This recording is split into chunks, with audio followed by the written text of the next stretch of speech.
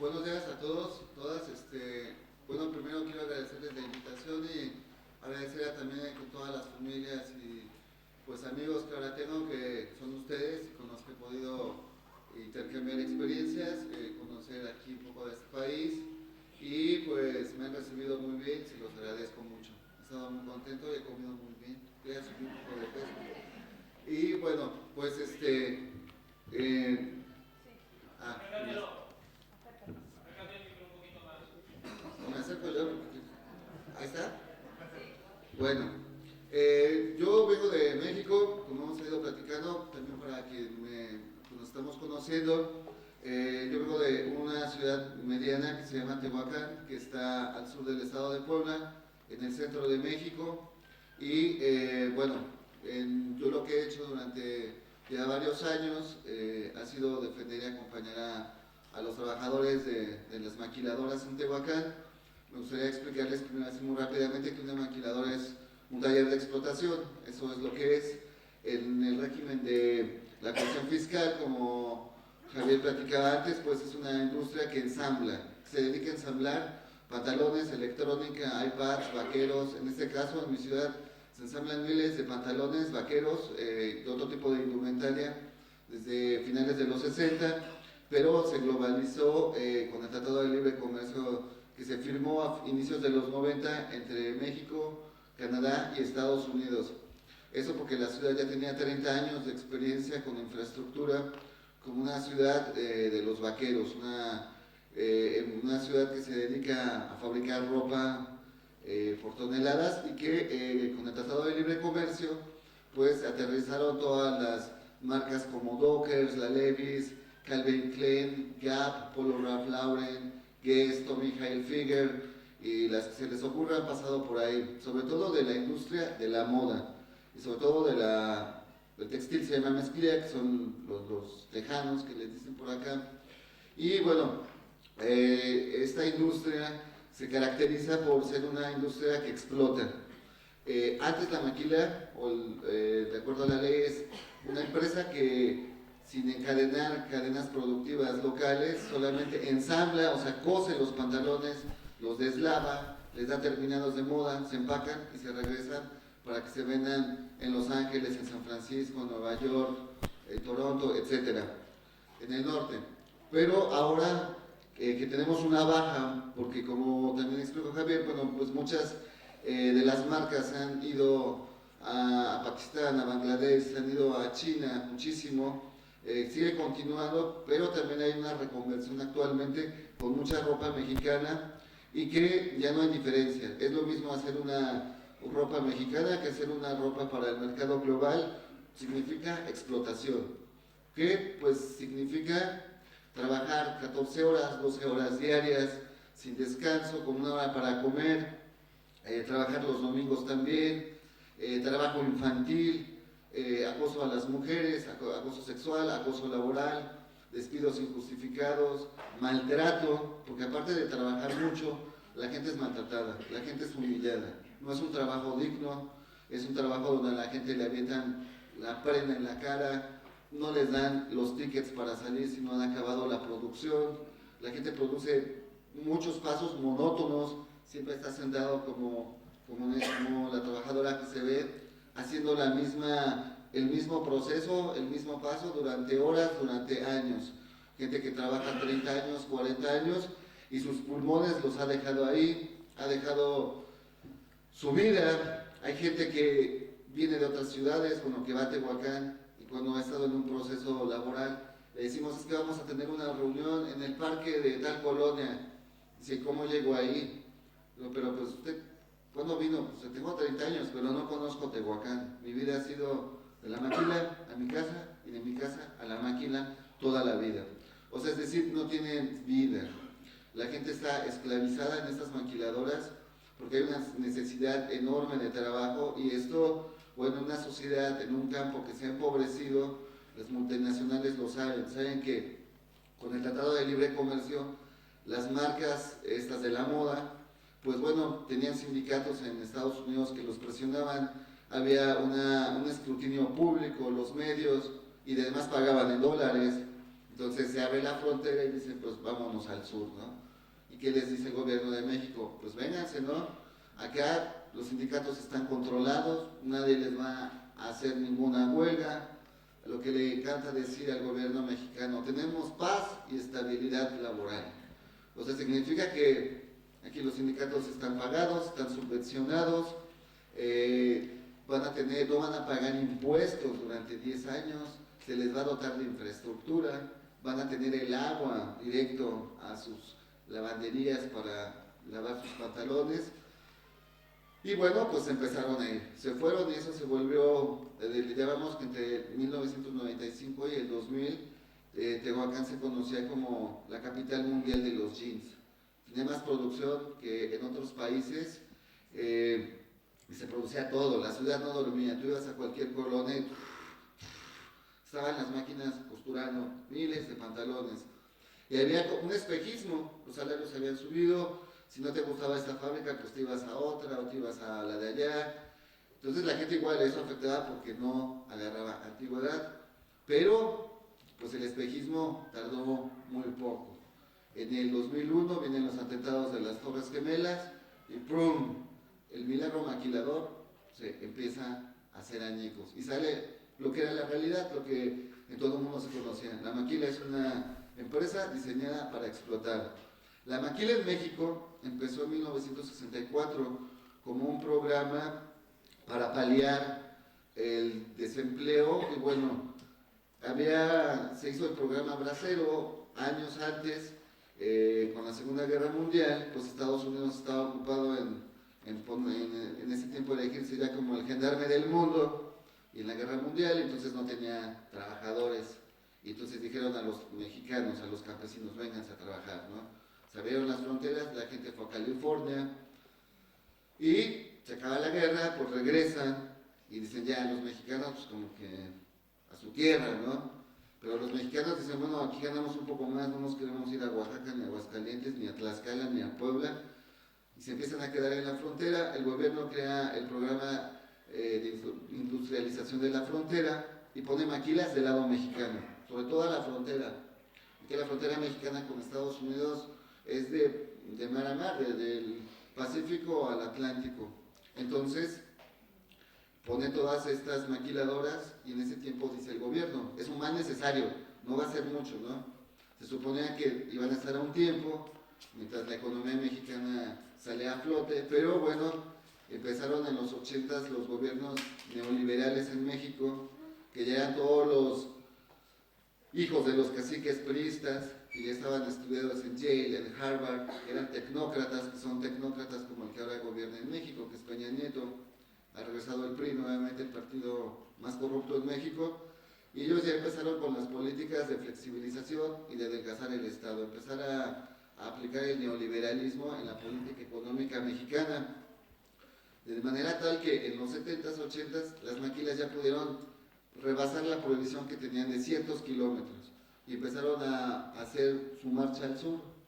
Entonces el gobierno decía, bueno, pues todavía este mal necesario hay que soportarlo un rato, pero pues la economía mexicana no creció y con el gobierno de Fox, de Vicente Fox, que empezó en el 2000, que era el primer gobierno de la ultraderecha que ganaba las elecciones, decía, esta es la nueva cultura laboral. O sea, de ser un mal necesario, el modelo de la nueva cultura laboral para la Secretaría de Trabajo y para el gobierno mexicano era el ejemplo a seguir. ¿Y cuál era el ejemplo? Pues maquilas de explotación. Eso es lamentable porque se institucionalizó la maquila ya como el modelo de los mexicanos, eso es lo que vamos a hacer. Cuando se firmó el TLC, muchos decíamos, y muchas organizaciones campesinas, sindicales, laborales decían, no se debe de firmar el Tratado de Libre Comercio, porque no podemos competir con la tecnología de Estados Unidos, con la moneda que es más alta, el peso está devaluadísimo, y pues los daños ahora son muy visibles, ¿no? El ejemplo de los transgénicos que están acabando con el maíz mexicano.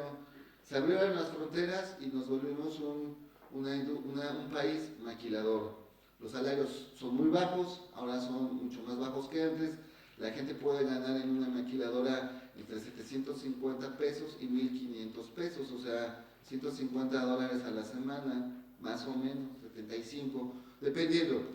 Claro, muchos trabajadores pueden ganar eso, pero no tienen seguro social, no les pagan las horas extras, los obligan a trabajar días festivos, y ahí es si quieres, y si no, los corren. Es muy común que los obligan, los esclavizan porque nunca les avisan si va a haber velada. La velada es trabajar horario nocturno de manera obligatoria, forzada. Entonces cierran las maquilas y la gente se tiene que quedar a velar, de manera tal que puede trabajar una jornada de 8 a 10 de la noche, cenar algo y de ahí hasta las 3, 4 de la mañana y regresar a las 8 de la mañana y continuar. Entonces dentro de este modelo depredador que también contamina y ha acabado con el agua de muchos lados como Tehuacán, pues la comisión, que es la pequeña organización en la que trabajamos, somos 5 personas, hemos estado desde el 2003 aproximadamente acompañando a los trabajadores de las maquiladoras. Y en esto la experiencia que hemos tenido ha sido una experiencia dura porque nos ha costado persecución. Cuando nosotros empezamos, lo primero que hicimos fue una publicación que se llamaba Del calzón de manta a los blue jeans, que era explicar cómo pasó un lugar campesino, se globalizó, y las consecuencias y la vida que ahora vivían los trabajadores. En el 2003 tuvimos nuestro primer acompañamiento, que fue algo que no habíamos vivido porque habíamos antes organizado gente en el campo, estábamos metidos y seguimos pues acompañando también la causa de los pueblos indígenas en México. Tehuacán se llama la ciudad de indios, es una ciudad mayoritariamente de migrantes indígenas en esta ciudad, que es la capital de una región. Y bueno, en el 2003 pudimos acompañar pues aproximadamente como a unos 1000 y tantos trabajadores que se negaron a ser despedidos injustificadamente y que la maquiladora los corriera y se fuera, sacara sus operaciones de México, como es lo que dicen, son capitales golondrinos, están un rato cuando ven que había una gente pidiendo un sindicato, la gente de Tehuacán también organizándose en una coalición, porque la gente no quería sindicalizarse, tenía una muy mala experiencia con los sindicatos mexicanos tradicionales. Son sindicatos que son apéndices del Partido Revolucionario Institucional y se les llama sindicatos charros, y ahora existe una vertiente más perversa que son los sindicatos de protección patronal. En México suceden cosas increíbles. Por ejemplo, puedes encontrarte una empresa donde dice se solicitan costureros de doble aguja, máquina sencilla, etcétera, pasos de costura. Y la gente empieza a ir a preguntar, bueno, ¿cuáles van a ser los requisitos? No, pues que tu acta de nacimiento, tu credencial elector, fotos, etc. Pero ya hay una manta también colgada que dice, este personal está contratado con el sindicato de la CROC o de la CTM, son las centrales tradicionales. Entonces en México sucede que antes de que abra una empresa ya hay sindicato y ya hay un contrato colectivo firmado. Entonces, cuando llega el trabajador ya es de ese sindicato, aunque no quiera ni se entera. Eso se llaman sindicatos de protección patronal. Y esos contratos que se firman son de contratación de protección patronal. Es ya la nueva fase más acabada del gangsterismo sindical que existe en México. Entonces, en Tarrant pasaba eso, había un sindicato que era una transnacional fusionada con una empresa local, había gente de 30 años que nunca había visto a su representante sindical. Entonces, por eso, pues se van a la lucha fuera de los márgenes de un sindicato, hacen una coalición y empiezan a pelear para primero exigirle a la empresa, te vas a ir, tienes que decirlo públicamente. Y tendrías que haberlo hecho desde antes pues afortunadamente en el TLC no hay ninguna cláusula que obliga a que las empresas se queden, sino son estas formas capitalistas donde van brincando de país en país. La gente peleó, logró tener alguna batalla significativa, muy fuerte, logró que pagaran ciertos derechos, la empresa cerró, pero dejó un precedente que no les gustó a los patrones, que los trabajadores pobres se podían organizar y podían reclamar derechos y desobedecer a los sindicatos, volverse insumisos y marchar por su propio lado. Eso nos acarreó un odio de la patronal muy fuerte. Nos empezaron a decir que nosotros ahuyentábamos el capital, que no queríamos que la gente tuviera trabajo, que al contrario deberíamos estar agradecidos porque venían los capitales a emplear a los pobres en Tehuacán. Y como experiencia de eso, pues a finales de año, que fue el año nuevo, el de 31, pues para el primero, A mí me visitaron los golpeadores de la patronal afuera de mi casa. Iba yo a la tienda a las 9 de la mañana a comprar mandarinas, no me acuerdo qué más de las mandarinas, me acuerdo porque quedaron todas pisadas ahí a la puerta de mi casa. Llegaron y me dieron una paliza, me mandaron al hospital. Entonces pues todos en mi familia estábamos espantadísimos porque nos dimos cuenta que las cosas iban serias, ¿no? O sea, que los patrones estaban furiosos porque el dinero, los millones de pesos que ya tenían en su bolsa, que no eran de ellos, eran producto de las antigüedades, de los derechos adquiridos por la gente, pues ya se los iban a llevar y los tuvieron que regresarlos. Entonces se enfurecieron y me golpearon. A partir de ahí, también la organización de nosotros, pues afortunadamente tomó credibilidad. No éramos conocidos en el ámbito obrero. Entonces, pues nos empezaron a buscar en muchísimas fábricas. Y en 2 años estuvimos organizando trabajadores como de 30, 40 fábricas pequeñas, grandes, con producción mexicana, con producción global. Y cada vez la patronal pues se molestaba más. Nos hacían campañas muy fuertes en los medios. Nos decían que éramos los que cerrábamos empresas y dejábamos a la gente sin salario, cuando ellos son los que cierran las empresas y se van cuando ya no quieren quedarse ahí. Y de manera tal que en el 2005, a finales de año, pues me encarcelaron, como decían en la presentación. Un maquilero local mediano fue utilizado por los maquileros más grandes y me procesaron por el delito de extorsión y de chantaje, argumentando que yo amenazaba al patrón con la muerte si no me daba dinero y que había ido a su casa, que había ido 2 veces. Era una acusación absurda porque yo les decía ante el juez, ¿y cómo entré a su casa? O sea, si yo lo estoy amenazando, ¿cómo? Porque decía que en su sala yo llegué, etcétera, ¿no? Pero fue fuerte porque me mandaron a la cárcel del Estado, ¿no? Yo pensé que iba a ser un proceso en Tehuacán, fue en la cárcel del Estado, que es una cárcel muy peligrosa. Y bueno, afortunadamente hubo mucha solidaridad de sindicatos, de organizaciones, de gente de base. Los trabajadores mismos de la maquiladora se movieron con mucha fuerza y al gobierno no le quedó más que sacarme, ¿no?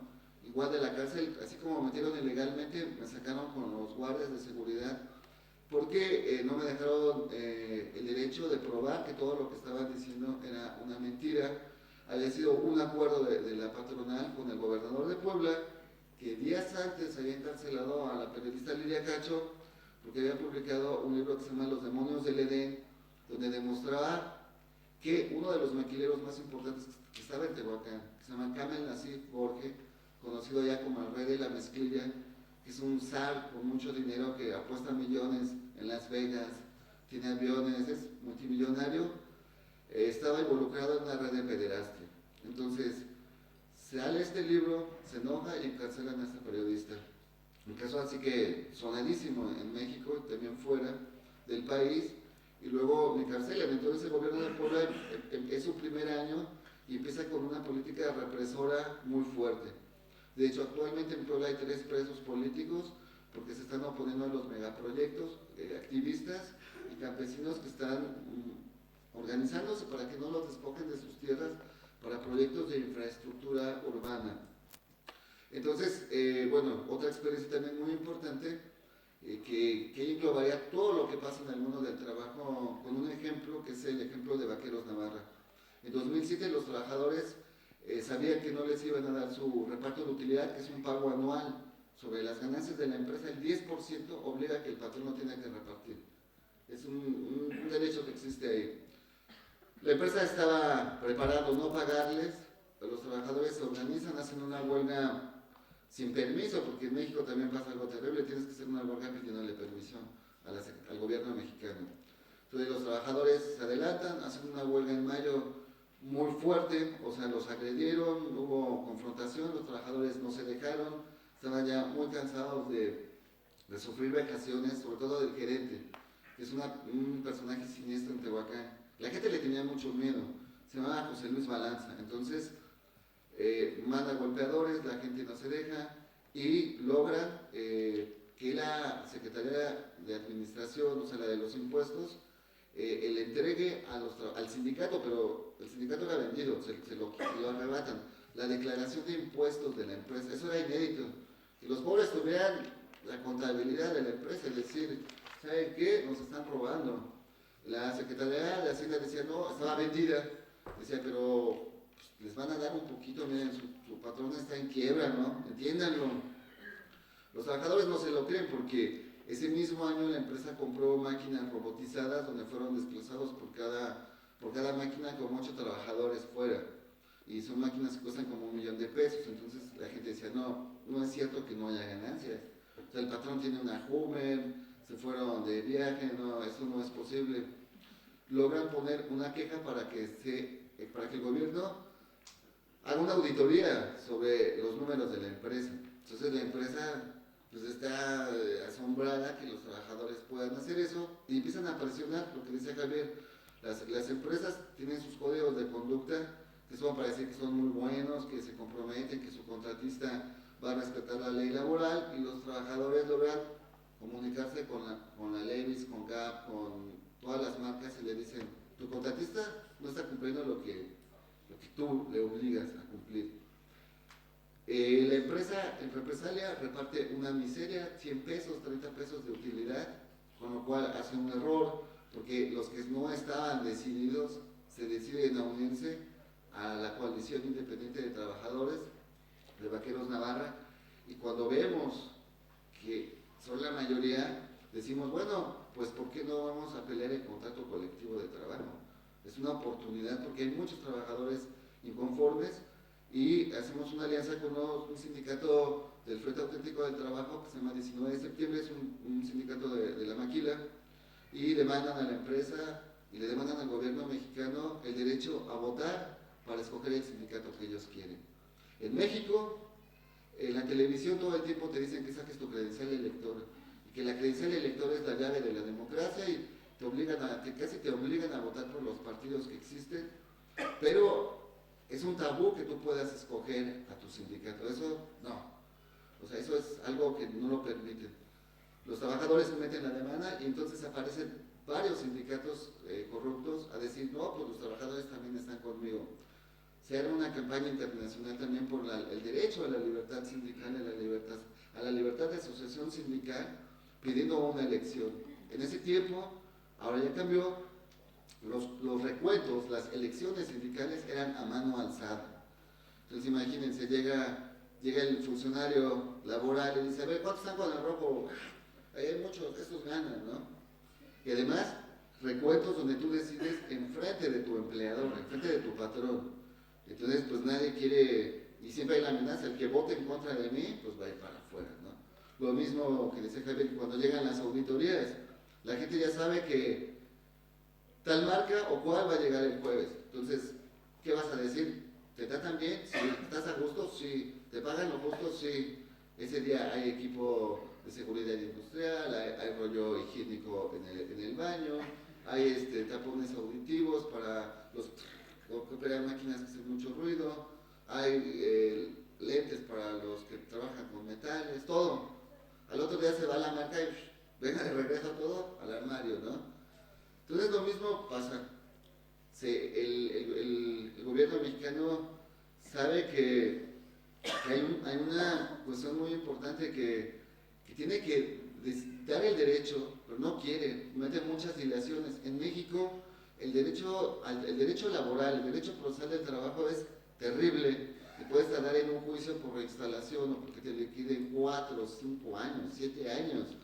La gente se muere o abandona ese juicio. Y en los juicios colectivos, tú metes la demanda y enseguida se meten sindicatos corruptos. Yo también quiero pelear ese contrato colectivo. Entonces, en lo que va una audiencia, va la otra, pasan. Hubo una represión increíble, despedidos, más de 200 despedidos del sindicato independiente, represión adentro de la fábrica, cargas de trabajo, el sindicato de la empresa, los dos sindicatos de la empresa, haciendo proselitismo dentro de la empresa, amenazando. Hay trabajadores patronales, desafortunadamente.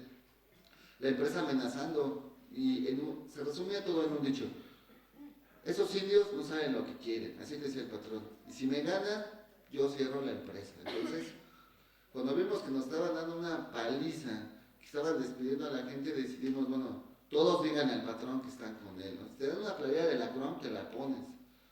Cuando vieron que se había sofocado aparentemente, decidió el gobierno poner la fecha de la votación.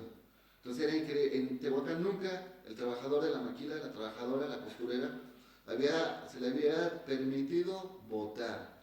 Se pusieron las mesas de elecciones en la fábrica, pero fueron mesas donde estaban los funcionarios, digamos, de cada partido, estaban todos los accionistas de la empresa en cada línea, ¿no? Entonces te hablaban al trabajador y tenía que pasar así como en estas filas desde su máquina, y enfrente del patrón, a ver, ¿por quién vas a votar, no? Todos decían, pues afortunadamente el sindicato independiente pudo ganar, se ganaron como por 100 votos, o sea, pensábamos que íbamos a ganar más. Fue una jornada así de muchos nervios porque veníamos de un año de campaña casa por casa en las tardes con los despedidos, haciendo cajas de ahorro, boteos, volanteos, o sea, toda una campaña para que la gente no se liquidara y para que llegara el día de la elección y tuviéramos votantes, ¿no? Que la gente nos llegáramos con 50. Se ganó la elección, pero desafortunadamente la empresa, y con toda la impunidad y la complicidad del gobierno mexicano, de las autoridades laborales, y las marcas se hicieron como que, pues ya no es cosa mía, cerró la fábrica y todos se fueron al paro y se fueron además en una lista negra. O sea, se fueron todos en una lista negra. En México es muy común que funcionen estas listas donde los trabajadores se organizan, hacen una huelga, hacen un paro, piden transporte, defienden su guardería, lo que sea, se van a una lista negra y que corre a ciudades que están a 300, 500 kilómetros. ¿Por qué? Porque los sindicatos estos son nacionales y los pueden boletinar por todos lados, porque los patrones pues, de la maquila se llevan con todos, se competirán los pedidos, pero son clases, ¿no? Juntos ellos circulan las listas negras y no contratan a los trabajadores, ¿no? Eso lo tenemos comprobado, tenemos listas negras que nos han llegado de otras fábricas, de gente que dice, es cierto lo que ustedes dicen, aquí está la lista negra, y lo hemos podido denunciar también ante la prensa y otros lados para comprobar que sí hay esa represalia de la patronal. Ahora estamos en una situación con un nuevo gobierno que regresa el PRI, que es un nuevo viejo gobierno de hace 70 años, y que ha hecho una nueva reforma laboral que es parecida a la de acá, es lo mismo, pues finalmente como decían, son esos hombres de negro que llegan del Banco Mundial o no sé de dónde e imponen las legislaciones que tienen a la flexibilización, al trabajo precario, a desregular el mundo del trabajo. En México decimos que en términos de ley, nos han aventado 70 años, nos han mandado a la época del dictador Porfirio Díaz, cuando empezó la lucha obrera mexicana en tiempos modernos, para pelear cosas básicas como la jornada de 8 horas, el derecho a huelga, entre otros. Si quieren, podemos pasar algunas imágenes rápido. Estas son las fábricas de Tehuacán. Sí, pero podemos ya por el final.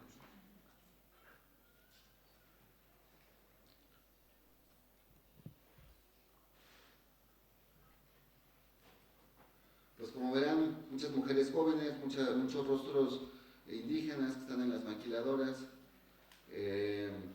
Esto es en todas, tanto una nacional como una que era para una marca extranjera, son los mismos procedimientos. Los transportes en los que se mueven, ¿sí?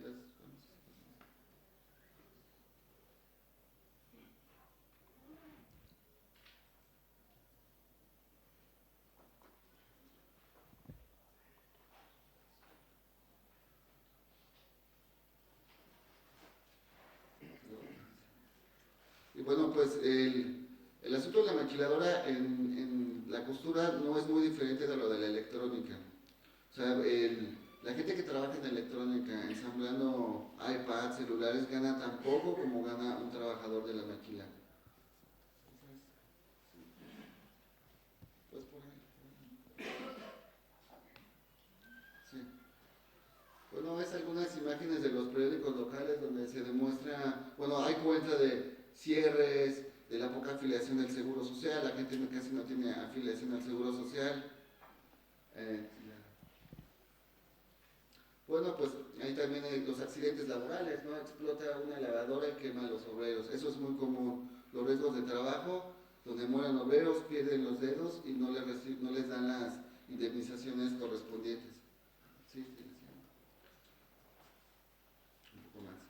Bueno, por ejemplo, lo que hablaban del agua, de la expoliación que hacen de los recursos, este es el resultado de la moda que usamos, ¿no? Que es cómo contaminan y utilizan miles de litros de agua diarios para lavar los vaqueros.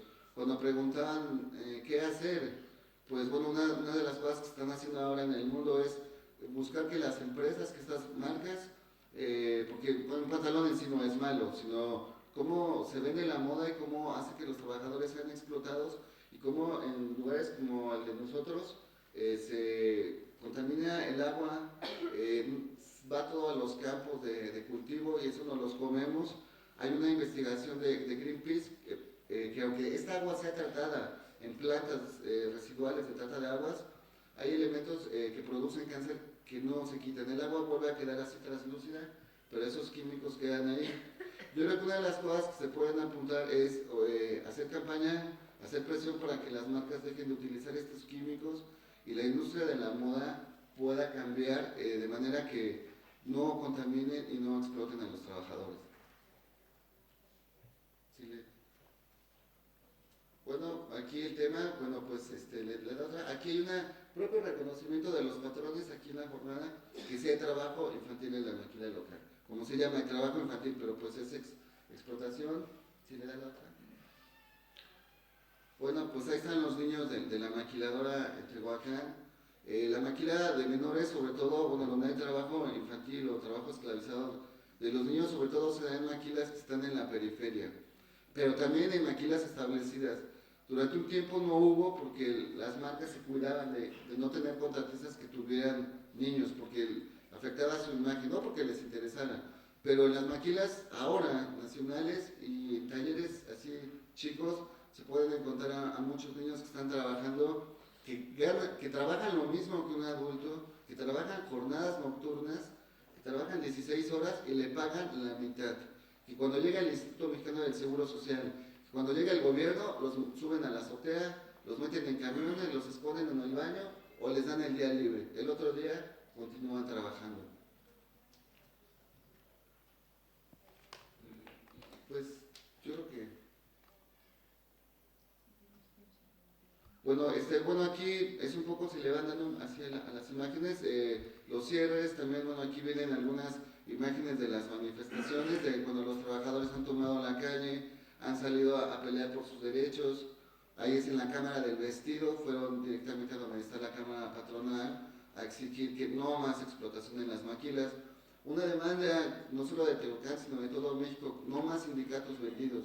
Charro significa eso.